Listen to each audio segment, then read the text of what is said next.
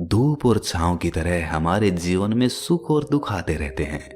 हमें लगता है कि हमारे जीवन में हजारों दुख है, लेकिन अगर वास्तविकता में देखा जाए, आंखें खोल कर देखा जाए, तो जीवन में सिर्फ एक ही दुख होता है। और वो दुख क्या है? इस बोध कहानी के माध्यम से हम समझ जाएंगे कि वो एकमात्र दुख क्या है और उसका समाधान क्या है। तो अपने दुख का निवारण करने के लिए इस कहानी को आखिर तक जरूर सुने। इससे पहले कि आप इस कहानी में खो जाएं, इस चैनल को सब्सक्राइब जरूर कर लें। तो चलिए कहानी शुरू करते हैं। एक गांव में सबल नाम का एक आदमी रहता था। वो अपने जीवन से बहुत निराश था। उसकी निराशा का कारण ये था कि वो अभी तक कुछ भी नहीं करता था। उसके घर वाले उसे दूसरों का उदाहरण देकर ताने मारते थे और कहते थे कि वो सब तो कामयाब हो गए और तू यहीं का यहीं रह गया।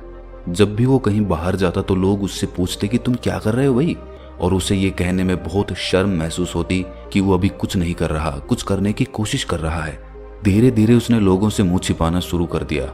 उसका दुख इतना बड़ा था कि उसको लगता था कि वो धरती पर एक बोझ है और उसके बस में कुछ भी करना नहीं है, वो कुछ कर ही नहीं सकता। तो वो जी कर क्या करेगा? उसे अब मर जाना चाहिए। वो अकेले में बैठकर रोता और भगवान को दोष देता। एक दिन उसने नगर में एक गुरु को देखा जो दुख के ऊपर अपना प्रवचन दे रहे थे। गुरु कह रहे थे कि दुख एक गुरु की तरह होता है जो आपको जीवन के बारे में समझाता है और आपको सही से जीने का तरीका बताता है। आप चाहें तो दुख रूपी गुरु से अपना जीवन सीख सकते हैं या दुख में डूबकर बैठे बैठे रो सकते हैं। सबल भी ये बातें सुन रहा था। जब उपदेश खत्म हुआ तो उसने गुरु से कहा, दुख कुछ सिखाकर नहीं जाता बल्कि पीड़ा देकर जाता है। दुख की पीड़ा अनंत होती है। ऐसा लगता है कि इसके बाद कुछ नहीं मिलने वाला, कुछ नहीं होने वाला। मृत्यु भी उसके सामने कम लगती है। गुरु ने पूछा कि क्या दुख है तुम्हें? सबल ने अपनी सारी परेशानी गुरु को बता दी और कहा कि मेरे दुख का आपके पास कोई समाधान नहीं है। गुरु ने मुस्कुराकर कहा कि जब तुम्हारे जीवन में असली दुख आए तभी मेरे पास आना, मैं उसका समाधान अवश्य करूंगा। ये कहकर गुरु वहां से चले गए। सबल ने सोचा कि क्या मेरा दुख असली नहीं है? क्या ये दुख जो मैं झेल रहा हूं दुख नहीं है? कोई भी मेरे दिल का दर्द नहीं समझता। अरे घर वाले नहीं समझते तो गुरु क्या समझेंगे? अपने दुखों से परेशान होकर सबल ने एक निर्णय लिया कि वो कुछ करके दिखाएगा। उसने एक छोटा सा व्यापार शुरू किया।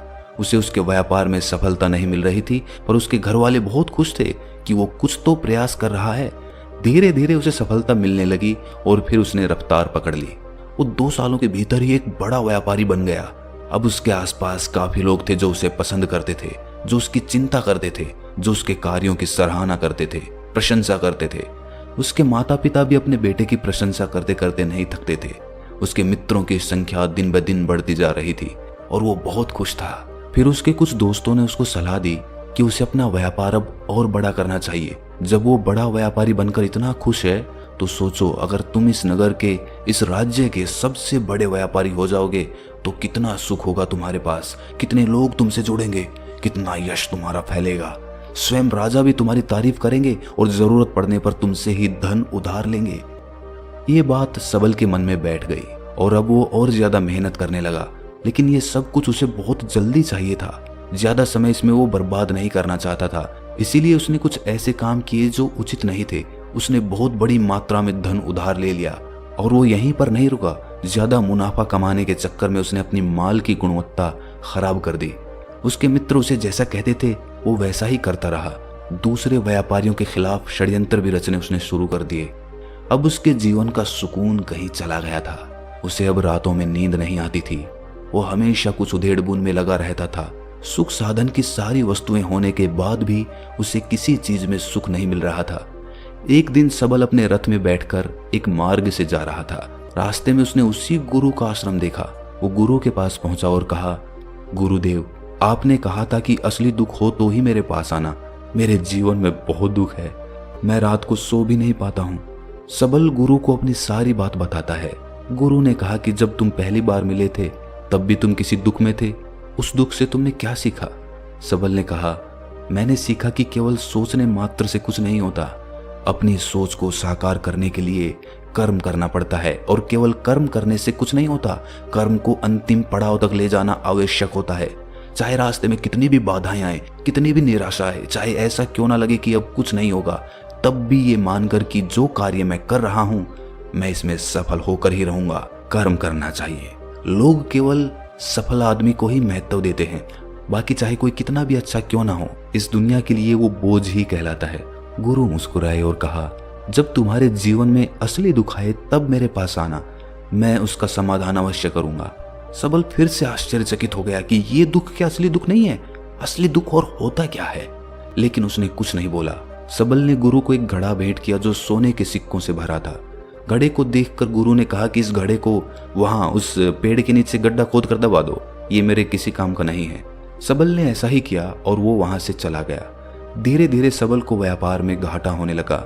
उसकी धन संपदा धीरे धीरे घटने लगी और एक ऐसा समय आया जब उसके ऊपर बहुत कर्जा हो गया था। लेकिन वो निश्चिंत था, क्योंकि कर्जा उसके मित्रों द्वारा ही उसे दिया गया था। वो सोचता था कि उसके मित्र उसके बुरे समय में उसका साथ देंगे, पर ऐसा कुछ नहीं हुआ। सबसे पहले उसके मित्रों ने ही अपना उधार धन उससे मांगना शुरू कर दिया। ना देने पर जान से मारने की धमकी तक दी। उसके शुभ चिंतक, उसके चाहने वाले सब उससे दूर होते चले गए। उसके पिता उसकी गलतियों को उसे गिनवाने लगा। उसकी सारी संपत्ति नीलाम हो गई। उसके पास कुछ नहीं बचा। वो सड़क पर आ गया। उसने अपने पिता से सहायता मांगी। पिता ने कहा कि मेरे पास तो ये थोड़ी सी संपत्ति है, अगर मैं तुम्हें ये दे दूं तो मैं तुम्हारी माँ को कहाँ रखूंगा? हमारा सहारा यही संपत्ति है बेटा। उसके जीवन में बहुत गहरा दुख था। उसके आसपास कोई भी ऐसा नहीं था जो उसे संभाल सके। इस धोखे की वजह से वो टूट गया था। लगता था कि जीने का कोई मतलब नहीं है, मृत्यु ही एकमात्र सहारा है। वो मरने के लिए एक नदी की तरफ जा ही रहा था, तभी रास्ते में उसे याद आया कि गुरु ने कहा था कि जब उसके जीवन में असली दुख आए तो वो उनके पास आए और वो उसके दुख का समाधान कर देंगे। सबल गुरु के पास गया और उसने गुरु को सारी बात बताई और कहा कि मेरे दुख का समाधान कीजिए गुरुदेव। गुरु ने कहा कि जब तुम्हारे जीवन में असली दुख आए तभी मेरे पास आना, मैं उसका समाधान अवश्य कर दूंगा। सबल ने कहा कि असली दुख क्या होता है ये असली दुख गुरुदेव? क्या अब मेरे जीवन में जो घट रहा है वो दुख नहीं है? गुरु ने कहा कि पहले ये बताओ कि तुमने अपने इस दुख से क्या सीखा है। सबल ने कहा कि जो लोग तुम्हारी तरक्की के पीछे पीछे तुम्हारे साथ आए हैं वो तुम्हें धोखा देंगे, क्योंकि तुम्हारे बुरे समय में वो तुम्हारा साथ नहीं देंगे बल्कि तुम्हारा फायदा उठाएंगे। भरोसा केवल उन्हीं लोगों पर करना चाहिए जो तुम्हारे बुरे समय में, असफलता के समय में तुम्हारे साथ खड़े रहे हों। और ऐसे लोग बहुत कम ही देखने को मिलते हैं गुरुदेव। जिन्हें मिलते हैं उन्हें हमेशा उनकी कद्र करनी चाहिए। कभी किसी के खिलाफ षड्यंत्र नहीं करना चाहिए। ईमानदारी और धैर्य के साथ काम करना चाहिए। लालच नहीं करना चाहिए। गुरु ने पेड़ के नीचे गड्ढा खोदकर घड़ा निकाला जिसमें सोने के सिक्के भरे थे और वो घड़ा सबल को दे दिया और कहा कि जब असली दुख आए तभी मेरे पास आना। सबल को उस घड़े से थोड़ी उम्मीद मिली। उसने गुरु को प्रणाम किया, धन्यवाद किया और वो घड़ा लेकर चला गया। उस धन से उसने दोबारा व्यापार शुरू किया और अब वो छोटा सा व्यापारी बनकर भी खुश था और ईमानदारी से काम करते करते वो फिर से एक बड़ा व्यापारी बन गया। हालांकि इसमें उसे अब कुछ समय लगा, लेकिन अब वो खुश था। उसका जीवन खुशियों से भरा था। लेकिन आप कितने ही अच्छे हैं, कितना ही अच्छा काम करते हैं, दान करते हैं, पुण्य करते हैं, लोगों की मदद करते हैं, जीवन में दुख सबके आता है। तो सबल के जीवन में भी फिर से दुख आया। उसके माता पिता की मृत्यु हो गई। वो दोनों एक ही दिन मृत्यु को प्राप्त हो गए। सबल अपने माता पिता से बहुत प्रेम करता था, इसीलिए उसे बहुत गहरा आघात लगा। वो उन्हें शमशान ले गया, वहां पर उनकी अंतिम क्रिया की। सबल ने जब उन्हें चिता में जलते हुए देखा तो उसका मन बेचैन हो उठा। उसके मन में हजारों सवाल खड़े हो गए। वो घर वापस आया तो उसने अपने माता पिता की संपत्ति को देखा जिसके लिए वो हमेशा लड़ते रहते थे। आज वो लावारिस की तरह पड़ी थी। उसकी देखरेख करने वाला, उसे देखने वाला कोई नहीं था। उसके पिता ने जो भी इकट्ठा किया था सब यहीं पर रह गया था। एक दिन पहले तक भी वो अपनी संपत्ति के लिए किसी से भी लड़ने के लिए तैयार थे, लेकिन आज सब कुछ खत्म हो चुका था। उसका मन बहुत बेचैन हो रहा था। लग रहा था जैसे कुछ खाली है, कुछ अकेलापन सा है, कुछ डर है, कुछ है जो समझ नहीं आ रहा। इसीलिए वो गुरु के पास पहुंचा। गुरु ने सबल को देखते ही कहा कि क्या कोई दुख है? सबल ने कहा कि जीवन में वैसे तो कोई दुख नहीं है गुरुदेव, सब ठीक ही है, सब सुखी हैं, पर आज मेरे माता पिता की मृत्यु हो गई और मेरा मन बहुत दुखी है। गुरु ने कहा कि इसमें दुखी होने वाली क्या बात है? एक दिन तो सबके प्रियजनों को मर जाना ही है। जीवित तो यहाँ कोई नहीं रहा और ना ही कोई रहेगा। तुम भी एक दिन मर जाओगे, हो सकता है कल, या कहो आज, या कहो तो अभी भी तुम मर सकते हो। सबल ने कहा कि गुरुदेव आप ये क्या कह रहे हैं? मैं भी मर जाऊंगा? अरे मैं तो अभी जवान हूं, गुरु ने कहा कि प्यारे, इस भ्रम में मत जीना कि मृत्यु बूढ़ों को ही आती है। बूढ़ों के सामने जवान भी मर जाते हैं, बच्चे मर जाते हैं। मृत्यु का किसी की उम्र से कोई लेना देना नहीं है। गुरु के मुख से ये बातें सुनकर सबल वहां से चुपचाप चला गया, पर उसका मन जैसे बेचैन हो गया था। वो कुछ खालीपन सा महसूस कर रहा था। दिन रात वो अपने बारे में ही सोचता रहता कि वो क्या कर रहा है, वो क्या है, क्यों है, कैसे है, हम क्या हैं, हम क्या करने आए हैं यहाँ पर। क्या बस चीजों का उपभोग करना और मर जाना ही जीवन का असली मतलब होता है? उसे कोई जवाब नहीं मिल रहा था और उसका दुख बढ़ता ही जा रहा था। कुछ दिन बाद वो वापस उसी गुरु के पास पहुंचा और गुरु को सारी बात बता दी। गुरु मुस्कुराए और गुरु ने कहा कि आज पहली बार तुम्हारे जीवन में असली दुख उत्पन्न हुआ है। वास्तव में यही है जो दुख कहलाने लायक है कि हमें पता ही नहीं है कि हम क्या कर रहे हैं, क्यों हैं, कैसे हैं, कौन हैं हम और हमें क्या करना है। सबल ने कहा, गुरुदेव मेरे दुख का समाधान कीजिए। गुरु ने कहा कि हम सब अपने जीवन भर क्या इकट्ठा करते रहते हैं। सबल ने कहा कि गुरुदेव, सभी लोग धन संपत्ति, मान सम्मान, प्रेम, परिवार, मित्र, शत्रु, पद प्रतिष्ठा इकट्ठा करते रहते हैं। गुरु ने कहा कि क्या इनमें से कुछ भी इकट्ठा करके हम अपने साथ ले जा सकते हैं? सबल ने कहा कि नहीं गुरुदेव, इनमें से तो कुछ भी साथ नहीं ले जाते। मेरे माता पिता के साथ भी कुछ नहीं गया, सब तो यहीं पर छूट गया। गुरु ने कहा, ध्यान से समझना, इस दुनिया में हम जिसे इकट्ठा करते हैं उसे हम कभी इकट्ठा करते ही नहीं। सभी चीजों को देखते हैं लेकिन उसे देखते ही नहीं। जिसे हमें इकट्ठा करना है वो है हम खुद। हमें इस दुनिया में अपने आप को इकट्ठा करना है ताकि जब हमारी मृत्यु हो तब हम एक हो सकें और अपने आप को पहचान सकें।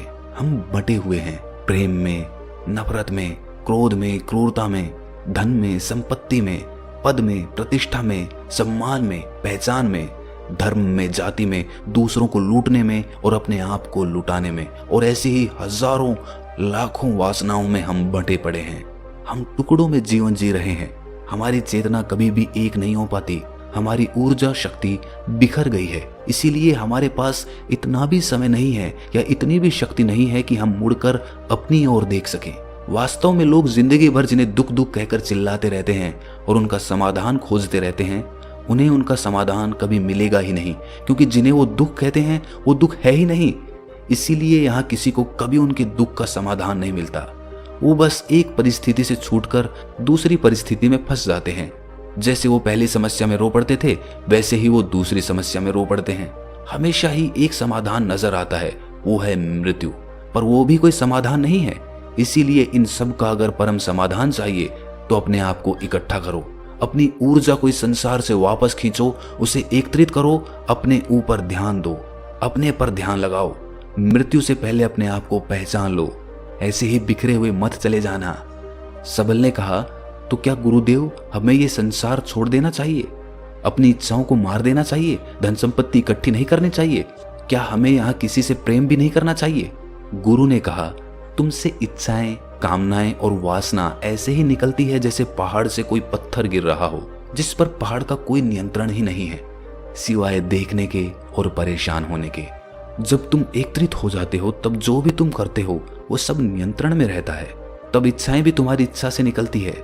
सबल ने कहा, गुरुदेव आपने मेरे सच्चे दुख का निवारण कर दिया है, आपका बहुत आभारी हूं। अब मैं अपने आप को एकत्रित करूंगा गुरुदेव। मानव शरीर में बहुत ऊर्जा है, बहुत शक्ति है, पर वो बेकार की चीजों में बट कर रह गई है, व्यर्थ की चीजों में लगी रहती है। दोस्तों, अक्सर हम ऊपर वाले से सवाल करते हैं कि हमारे जीवन में इतने दुख क्यों हैं। हम सभी के मन में ये सवाल उठता है और इसका जवाब है कि वो परमात्मा हमें उस परम दुख तक ले जाना चाहता है, उस सबसे बड़े दुख तक ले जाना चाहता है, जहां पर हमें पता चल सके कि इंसानी आत्मा का असली दुख क्या है। और वो दुख है अपने आप को ना पहचान पाना, अपनी शक्तियों को ना पहचान पाना, अपने आप को इकट्ठा ना कर पाना, अपने आप पे नियंत्रण ना कर पाना। हमारे जीवन में यही दुख होता है, लेकिन इस दुख को ना देखकर हम सभी प्रकार के दुख देखते हैं, लेकिन इस दुख पर हमारा कभी ध्यान ही नहीं जाता। और वास्तव में होना ये चाहिए कि जब हमारे जीवन में दुख आते हैं तो हमारी सोच वहां पर जानी चाहिए कि मैं क्यों हूं, मैं क्या हूं।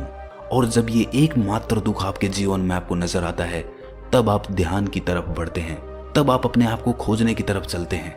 तो दोस्तों, कैसी लगी आपको ये कहानी कमेंट सेक्शन में जरूर बताना, और अच्छी लगी तो इस चैनल को सब्सक्राइब करना ना भूलें। तो मिलते हैं अगली कहानी में, तब तक के लिए अपना ख्याल रखें।